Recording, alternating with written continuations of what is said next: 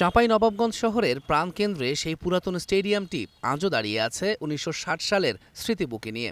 জাতীয় ক্রীড়া পরিষদের অধিভুক্ত এই মাঠ একসময় জেলা ক্রীড়া সংস্থার তত্ত্বাবধানে জীবন্ত ছিল। জাতীয় দিবসের উৎসব, ক্রীড়া প্রতিযোগিতার উন্মাদনা আর গুরুত্বপূর্ণ আয়োজনের কেন্দ্রবিন্দু হয়ে উঠত এই স্থান। কিন্তু নতুন স্টেডিয়াম নির্মাণের পর থেকেই ধীরে ধীরে হারিয়ে গেছে তার পুরনো জৌলস। আজ তার কার্যক্রম প্রায় স্থবির।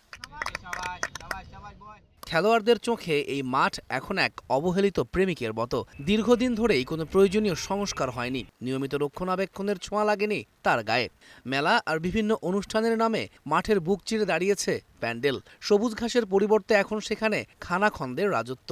গ্যালারিতে বসার উপযুক্ত জায়গা নেই, সর্বত্র ছড়িয়ে আছে ময়লা, আবর্জনা আর অবাধ্য আগাছা। সন্ধে নামলেই স্টেডিয়াম এলাকা পরিণত হয় মাদক সেবীদের অভয়ারণ্যে।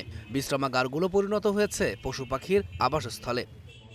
মাঠে যে স্লোট এটা খুব খারাপ, মানে দৌড়াতে গেলে আঘাত পায়। এখানে অনেক জায়গা বাস পুঁতে রাখে। স্টেডিয়ামটা বেহাল দশায় পড়ে থাকে। এই স্টেডিয়ামের পরিচর্যা হয় না, যেমন একটা উইকেটের পরিচর্যা হয় না।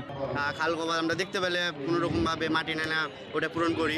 আবার কতগুলো থেকে যায়, আমাদের প্লেয়াররা ইনজুরি হয়। মেলা টেলা করেছে, উইকেটটা করে রেখে দিয়েছে, ওটা নষ্ট।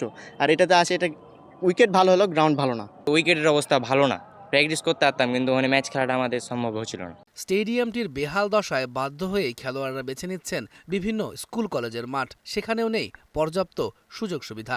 একদিকে মাঠ নাই স্কুলগুলোতে, অন্যদিকে হচ্ছে যে একদম যে মাঠগুলো আছে সে মাঠগুলোকে অরক্ষিত রেখেছে প্রশাসনের পক্ষ থেকে। এ ধরনের খেলার মাঠে কোনো মেলা বা কোনো ধরনের আয়োজন না করে ভালো। টুর্নামেন্ট আয়োজিত হয়েছে, অথচ গ্যালারিতে আপনি যান, গ্যালারিতে যেয়ে দেখবেন যে আগাছায় ভর্তি।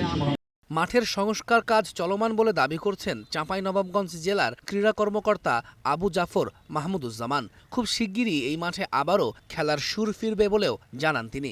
ইতিমধ্যে প্র্যাকটিস চলে আমাদের, আরও মাঠটা আমাদের যেন খেলার উপযোগী হয় সেই চেষ্টা আমাদের অব্যাহত আছে। চাহিদাপত্র দেওয়া আছে নতুন স্টেডিয়াম, পুরাতন স্টেডিয়াম গ্যালারি সংস্কারের জন্য। সেখান থেকে যদি বরাদ্দ আসে ইনশাল্লাহ আমরা সংস্কার কাজ হবে। এক সময়ের উজ্জ্বল তারকা আজ যেন এক নীরব কবিতার মতো দাঁড়িয়ে আছে। তার প্রাণ ফিরিয়ে আনার অপেক্ষায় রয়েছে চাঁপাইনবাবগঞ্জের ক্রীড়াপ্রেমী হৃদয়গুলো। আর সংশ্লিষ্ট কর্তৃপক্ষের হস্তক্ষেপ ছাড়া এই অবহেলিত মাঠের পুনর্জন্ম অসম্ভব। তৌহিদুল ইসলাম, স্টার নিউজ।